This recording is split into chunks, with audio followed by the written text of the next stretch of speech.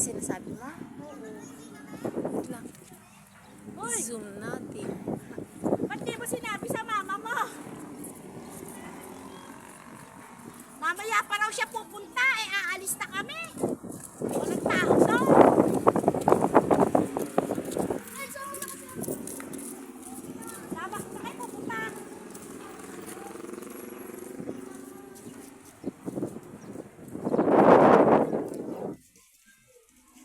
Kala niya raw tanghali pa.